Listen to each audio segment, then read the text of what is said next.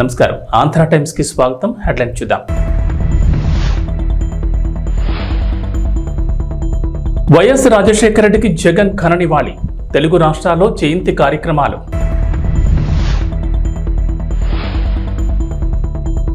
ఏపీలో మహిళలకు good news. ప్రతి నెల ఒక్కొక్కరికి 1500 రూపాయలు.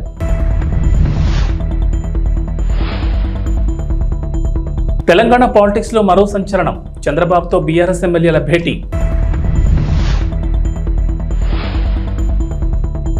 తెలంగాణ ఏపీ ప్రజలకు బిగ్ అలర్ట్. పలు జిల్లాల్లో భారీ వర్షాలు. ఆంధ్రప్రదేశ్ విద్యాశాఖ మంత్రి నారా లోకేష్ చొరవ 25 మంది విద్యార్థుల భవిష్యత్తుకు బాట వేసింది. ఏపీకి చెందిన విద్యార్థులు జేఈఈ మెయిన్స్ అడ్వాన్స్డ్ పరీక్షలో ఉత్తీర్ణత సాధించారు. వీరందరికీ జాతీయ స్థాయి విద్యా సంస్థలో సీటు దక్కిన ఐఐటి మద్రాస్ తెచ్చిన కొత్త నిబంధన కారణంగా సమస్య ఎదురైంది. మంత్రి లోకేష్కు వాట్సాప్ ద్వారా ఫిర్యాదు చేయగా వెంటనే సమస్యను పరిష్కరించారు. రాష్ట్రానికి చెందిన సుమారు 25 మంది విద్యార్థులకు ఐఐటి, ఎన్ఐటి వంటి జాతీయ విద్యా సంస్థల్లో ప్రవేశాలు పొందారు. ఆంధ్రప్రదేశ్లో దివ్యాంగ విద్యార్థులకు ఇంటర్మీడియట్ బోర్డు నిబంధనల ప్రకారం లాంగ్వేజ్ సబ్జెక్టులు రెండింటిలో ఒకదానికి మినహాయింపు ఉంది. ఈ మేరకు ఆ సబ్జెక్టుకు సంబంధించి ఈ అని పేర్కొంటూ మార్కుల జాబితా ఇస్తున్నారు. అయితే ఈ ఏడాది జోసా కౌన్సిలింగ్ పర్యవేక్షిస్తున్న ఐఐటి మద్రాస్ నిబంధనలు మార్చడంతో సమస్య మొదలైంది. ఇంటర్లో కనీస అర్హతగా 5 సబ్జెక్టులకు సంబంధించిన మార్కులతో మెమో ఇవ్వాలని కొత్త నిబంధనలు తీసుకొచ్చారు. కానీ ఆంధ్రప్రదేశ్ ఇంటర్ బోర్డు అలా మెమో ఇవ్వకపోవడంతో కొందరు దివ్యాంగ విద్యార్థులకు జాతీయ విద్యా సంస్థలో సీటు కోల్పోయే పరిస్థితి వచ్చింది. నేడు దివంగత నేత ఉమ్మడి ఏపీ మాజీ CM doctor YS Rajasekhara Reddy జయంతి. ఈ సందర్భంగా ఇడుపులపాయలోని వైఎస్ఆర్ ఘాట్ దగ్గర ఆంధ్రప్రదేశ్ మాజీ ముఖ్యమంత్రి వైఎస్ జగన్మోహన్ రెడ్డి, వైఎస్ఆర్ సతీమణి వైఎస్ విజయమ్మ, వైఎస్ భారతి అర్పించి ప్రత్యేక ప్రార్థనలు చేశారు. జగన్ వెంట వైఎస్ఆర్సీపీ ఎంపీలు వైఎస్ అవినాష్ రెడ్డి, గురుమూర్తి, తనుజారాణి, వైఎస్ఆర్సీపీ నేతలు ఉన్నారు. జగన్తో పాటు మేనత్త విమలమ్మ, మేనమామ రవీంద్రనాథ్ రెడ్డి తదితరులు ప్రత్యేక ప్రార్థనలో పాల్గొన్నారు. మరోవైపు వైఎస్ఆర్ జయంతి సందర్భంగా జగన్ ట్వీట్ చేశారు. నాన్న, మీ 75వ పుట్టినరోజు మా అందరికీ పండగ రోజు. కోట్లాది కుటుంబాలు ఇవాళ మిమ్మల్ని జ్ఞాపకం చేసుకుంటున్నాయి. వైఎస్ఆర్ కాంగ్రెస్ కార్యకర్తలు, నాయకులు, అభిమానులు మీ పుట్టినరోజున సేవా కార్యక్రమాల్లో ముందుకు సాగుతున్నారు. ప్రజా శ్రేయస్ కోసం మీరు చూపిన మార్గం మాకు శిరోధార్యం. జీవితాంతం మీరు పాటించిన క్రమశిక్షణ, చేసిన కఠోర శ్రమ, రాజకీయాల్లో మీరు చూపిన ధైర్య సాహసాలు మాకు మార్గం. మీ ఆశయాల సాధన లక్ష్యంగా కోట్లాది కుటుంబాల క్షేమమే ధ్యేయంగా చివరి వరకు కృషి చేస్తామని అన్నారు.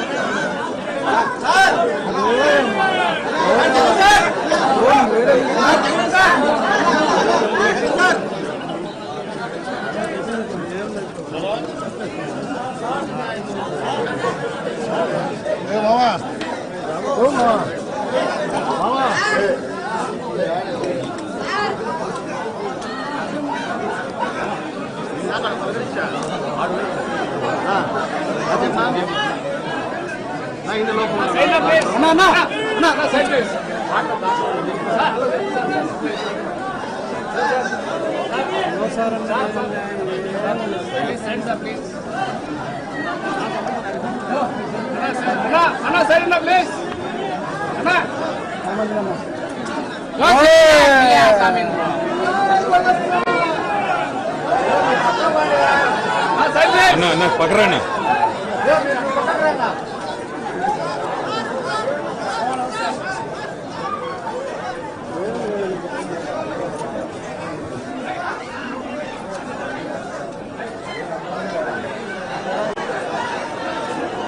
ఆంధ్రప్రదేశ్లో కూటమి ప్రభుత్వం ఎన్నికల సమయంలో ఇచ్చిన హామీలను ఒక్కొక్కటిగా అమలు చేస్తోంది. ఇప్పటికే పింఛన్ పెంచి పంపిణీ ప్రారంభించింది. అలాగే డిఎస్సికి సంబంధించి కసరత్తు మొదలైంది. అన్నా క్యాంటీన్లు, ల్యాండ్ టైటిలింగ్ యాక్ట్ రద్దు, నైపుణ్య గణన, ఉచిత ఇసుక విధానం ఇలా నిర్ణయాలు తీసుకుంటున్నారు. తాజాగా మరో పథకాన్ని అమలు చేసేందుకు ప్రభుత్వం సిద్ధమైనట్లు తెలుస్తోంది. ఎన్నికల సమయంలో ప్రకటించిన విధంగా ఆడబిడ్డ నిధి పథకాన్ని కూడా అమలు చేయాలని భావిస్తున్నారట. ఈ పథకానికి సంబంధించి సోషల్ మీడియాలో ఓ ప్రచారం మొదలైంది. ఆంధ్రప్రదేశ్ ప్రభుత్వం త్వరలోనే ఆడబిడ్డ నిధి కింద ప్రతి నెల 18 ఏళ్లు నిన్న ప్రతి యువతి మహిళలకు నెలకు 1500 అకౌంట్లో జమ చేసేందుకు కసరత్తు చేస్తుందంటున్నారు. సోషల్ మీడియా వేదికగా ఓ పోస్ట్ ట్వీట్ వైరల్ అవుతోంది.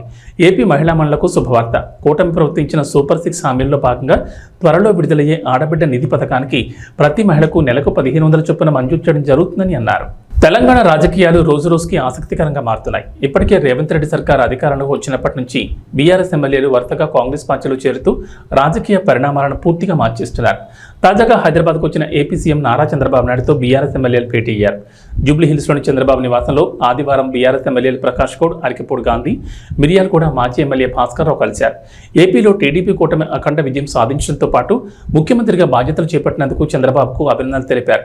అనంతరం తెలంగాణలో ప్రస్తుతం నెలకొన్న రాజకీయ పరిణామాలపై చంద్రబాబుతో బీఆర్ఎస్ ఎమ్మెల్యేలు సుదీర్ఘంగా చర్చించినట్లు సమాచారం. అయితే ప్రస్తుతం గ్రేటర్ పరిధిలో గెలిచిన బీఆర్ఎస్ ఎమ్మెల్యేలంతా గతంలో చంద్రబాబు నేతృత్వంలో పనిచేసిన టీడీపీ నేతలే కావడం గమనార్హం. ఆ కారణంగానే మొన్నటి అసెంబ్లీ ఎన్నికల్లో సెటిలర్స్ మద్దతు వారికి ఉండడంతో గెలుపొందారని విశ్లేషకులు వివరించారు. అందుకే ఆ ఎమ్మెల్యేలంతా ఇప్పటికీ టీడీపీకి సానుభూతిపరులుగా ఉన్నట్లు తెలుస్తోంది.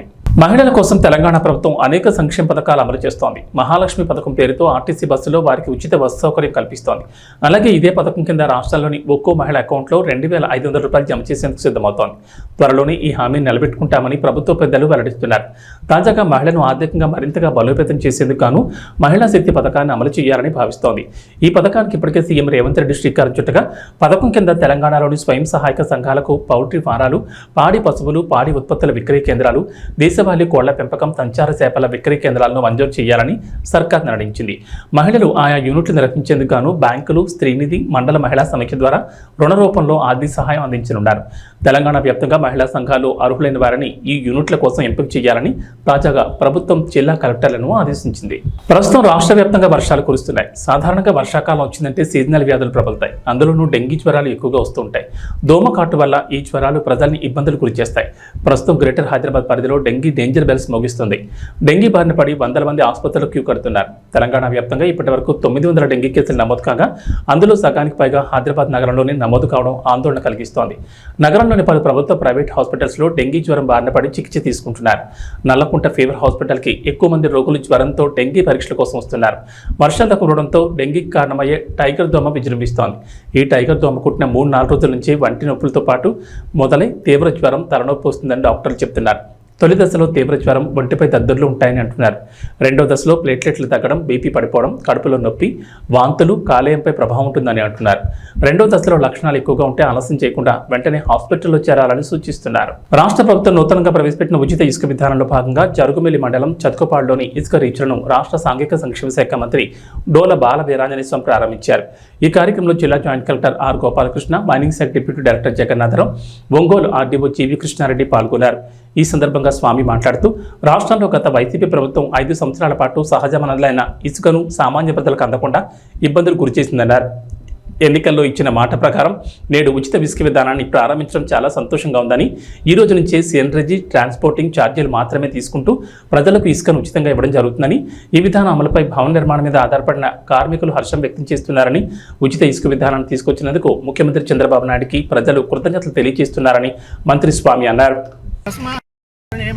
गातुं यज्ञाय गातुं यज्ञपतये दैवी स्वस्तिरस्तुनः स्वस्तिर्मानुषेभ्यः ओर्ध्वञ्जिगातभेषजं सिन्नो अस्तु देवदे सञ्चतुष्पदे ॐ शान्ति शान्ति शान्तिः।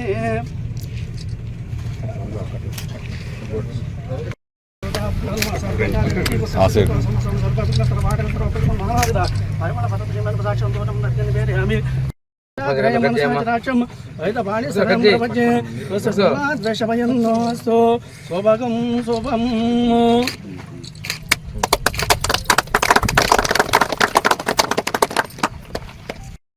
ఓం శాంతి శాంతి శాంతి ఓం మదో దేవావంతరో విష్ణుర్వచక్రమే బుద్ధివ్యాసం పదామపి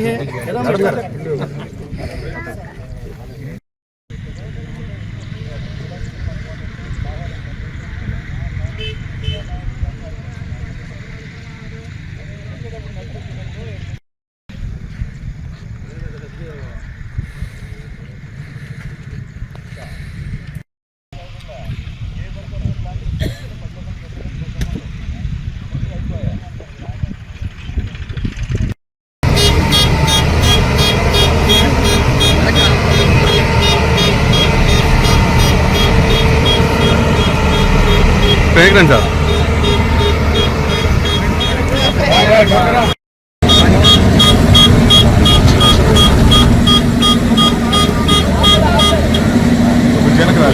తమ్ముడు వెనకరమ్మ, తమ్ముడు కొంచెం వెనకరమ్మ.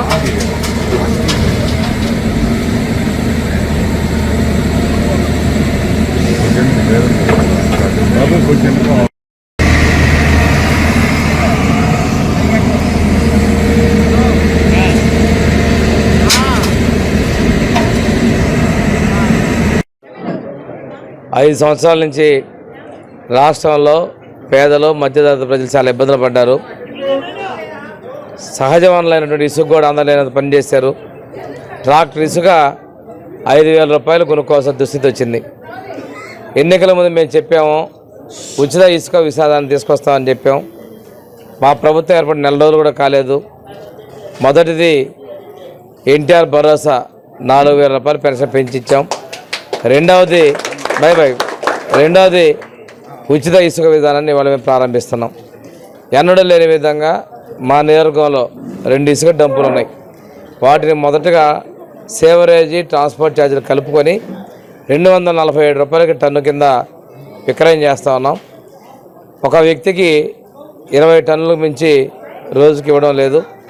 ఉదయం 6 గంటల నుంచి సాయంత్రం 6 గంటల వరకు పగటిపూట మాత్రమే ఇసుకను సరఫరా చేయబోతున్నాం. నదుల పక్కన ఉన్నటువంటి వాళ్ళు ఎవరికి వాళ్ళు కావాలంటే బండ్ల మీద ఉచితంగా ఇసుక తీసుకొచ్చుకోవచ్చు. ఈరోజు ట్రాక్టర్ ఇసుక మేము 1,100 నుంచి 1,200 రూపాయలకి ఇసుకకు రేటు లేకుండా ట్రాన్స్పోర్ట్ ఛార్జెస్ ఎవరైతే మాత్రమే వసూలు చేసేస్తున్నాం. ఇది చాలా సంతోషకరమైన విషయం. భవన నిర్మాణం మీద ఆధారపడిన కార్మికులు, బేల్దారులు కావచ్చు, పెయింటర్స్ కావచ్చు, మిగిలినటువంటి ఎలక్ట్రీషియన్ చాలామంది ఉద్యోగస్తులు ప్రజలు చాలా సంతోషంగా ఉన్నారు. 14కి 19 మధ్యలో ఉన్నటువంటి ఉచిత ఇసుక విధానం తిరిగి తెలుగుదేశం, జనసేన, బీజేపీల ఎన్డీఏ ప్రభుత్వం తీసుకొస్తున్నందుకు ముఖ్యమంత్రి చంద్రబాబు నాయుడు గారికి ప్రజలు ధన్యవాదాలు తెలియజేస్తున్నారు. ప్రజల కష్టాలు కూడా తొలగిపోతూ ఉన్నాయి. మన పక్కనే ఉన్న ఇసుక, మన సహజ వనరులు మనకి ఉచితంగా అందుతున్నటువంటి లక్ష్యంతో ఉన్నారు. ఈ ఉచిత ఇసుకని రాష్ట్ర వ్యాప్తంగా ఈరోజు మేము ప్రారంభిస్తున్నామని చెప్పి తెలియజేస్తున్నాం. ప్రజలు, ప్రజాప్రతినిధులు, అధికారులు, స్వచ్ఛంద సంస్థలు, మీడియా అందరినీ సమన్వయం చేసుకుని జిల్లా సమగ్ర అభివృద్ధికి తన సాయశక్తుల కృషి చేస్తానని జిల్లా కలెక్టర్ జి రాజకుమార్ పేర్కొన్నారు. ఆదివారం ఉదయం 11:30 కలెక్టరేట్ చేరుకున్న నూతన జిల్లా కలెక్టర్కు వేద పండితులు పూర్ణకుంభంతో స్వాగతం పలికారు. కలెక్టర్ ఛాంబర్లో వేద పండితుల ఆశీర్వచనాలు, సర్వమత ప్రార్థనల అనంతరం ఉదయం 11:30 గణియా జిల్లా నూతన కలెక్టర్గా పదవీ బాధ్యతలు స్వీకరించారు. Joint collector T Rahul Kumar Reddy, DRO A Padmaja, ఆర్డీఓలు, జిల్లా అధికారులు, సిబ్బంది జిల్లా కలెక్టర్ను మర్యాదపూర్వకంగా కలిసి పుష్పగుచ్చాలు అందజేసి అభినందనలు తెలిపారు.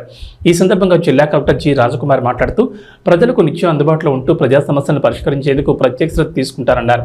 ప్రజాప్రతినిధులు, అధికారులు, స్వచ్ఛంద సంస్థలు, మీడియా అందరినీ సమన్వయం చేసుకుని జిల్లాను అన్ని రంగాల్లో ముందుంచి ప్రగతి పదాన్ని నడిపేందుకు కృషి చేస్తారన్నారు. నంద్యాల లాంటి మంచి జిల్లాకు ఇది తన మొట్టమొదటి కలెక్టర్ పోస్ట్ అని ఆమె పేర్కొన్నారు. నంద్యాల జిల్లా కలెక్టర్గా ఈ ప్రాంతంలో పనిచేసేందుకు సంతోషంగా ఉందని, కలెక్టర్గా ఎంపిక చేసి నియమించిన ప్రభుత్వానికి, రాష్ట్ర ముఖ్యమంత్రికి ఈ సందర్భంగా ధన్యవాదాలు తెలుపుకుంటున్నానని ఆమె తెలిపారు.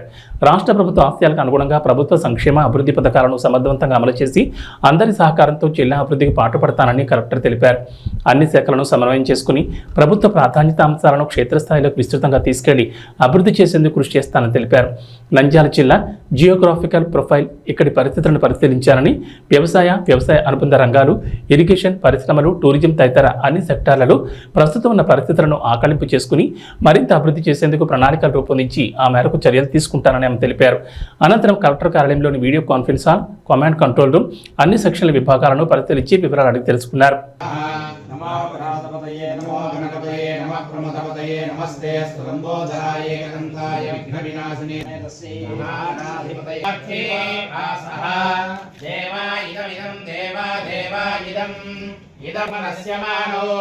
సుమనస్యమానో దివి దివి సుమనస్యమానో సుమనస్యమానో దివి దివి దేవా దేవ వసవో దీర్ఘం దీర్ఘం వసవో వసవో దీర్ఘం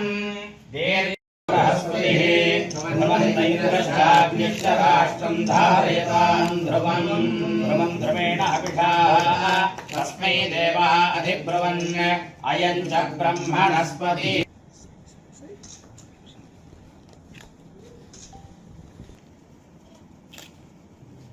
నమస్కారం. ముందుగా రాష్ట్ర ప్రభుత్వానికి, గౌరవ ముఖ్యమంత్రి గారికి, నంద్యాల జిల్లా కలెక్టర్గా నన్ను నియమించినందుకు ధన్యవాదాలు తెలుపుతూ ఉన్నాను.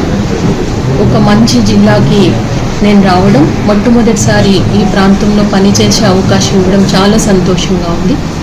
ఇక్కడ ఉన్న ప్రజలు, ప్రజాప్రతినిధులు, అధికారులు, మీడియా మిత్రులు, NGOs అందరినీ సమన్వయపరుచుకుంటూ జిల్లాని ప్రగతి పదాన నడిపించడానికి నా శాయశక్తులా నేను కృషి చేస్తాను.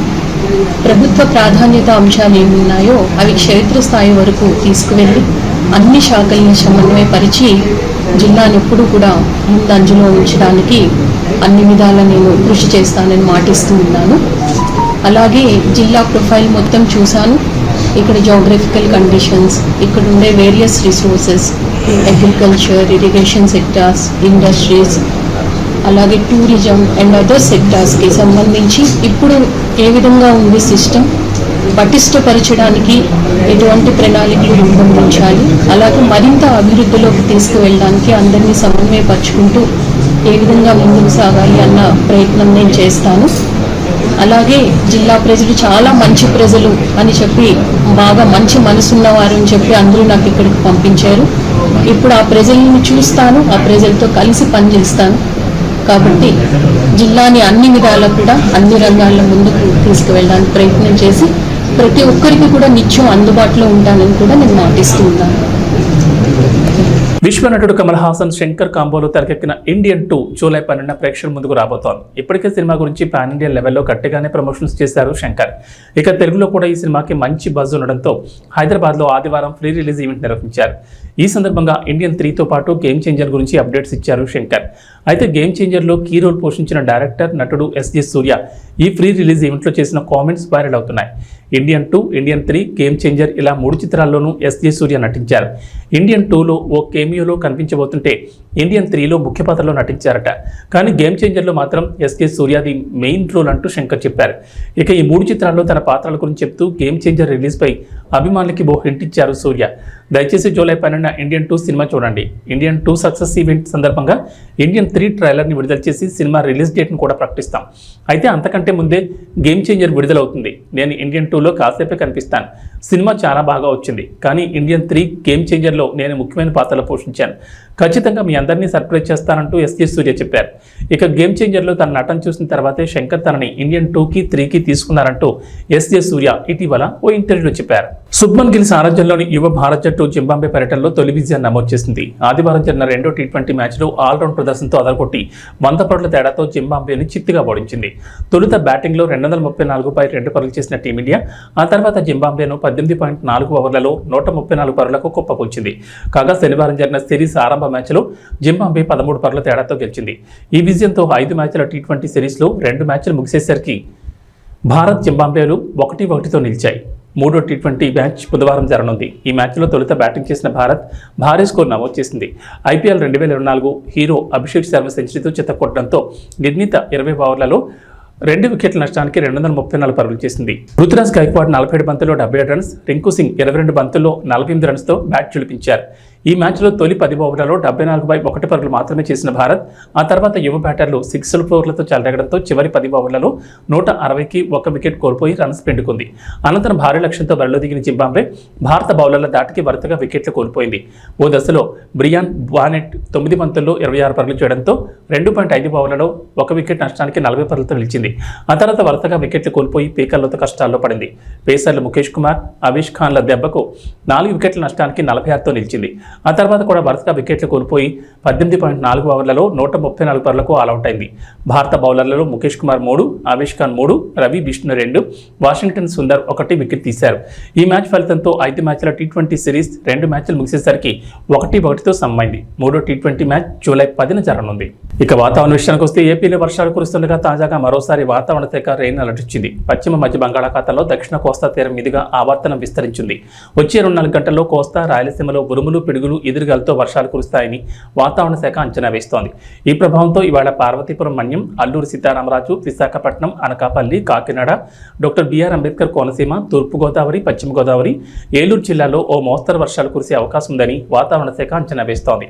అంతేకాకుండా శ్రీకాకుళం, విజయనగరం, కృష్ణా, NTR, పల్నాడు, ప్రకాశం, చిత్తూరు, తిరుపతి, నంద్యాల, శ్రీ సత్యసాయి అన్నమయ్య జిల్లాలోని కొన్ని ప్రాంతాల్లో తేలికపాటి వర్షాలు పడతాయంటున్నారు. ఈ ఏడాది ఆశించినంతగా వర్షాలు కురవడం లేదు. ఎప్పుడు లేని విధంగా మే నెలలో వర్షాలు దంచుకుంటాయి. రైతులు విత్తనాలు విత్తే జూన్ నెలలో మాత్రం సరిగ్గా వర్షాలు పడలేదు. అడపాదడపా భారీ వర్షాలు మినహా ఎక్కువగా రైతులకు లాభం చేసేలా వర్షాలైతే కురవలేదు. ఈ నేపథ్యంలో తాజాగా తెలంగాణ ప్రజలకు, రైతులకు హైదరాబాద్ వాతావరణ కేంద్రం అధికారులు తీపి కబురు చెప్పారు. ఇవాళ తెలంగాణలో 11 జిల్లాల్లో భారీ వర్షాలు కురుస్తాయంటున్నారు. ఇవి బులెటిన్ విశేషాలు. నమస్కారం.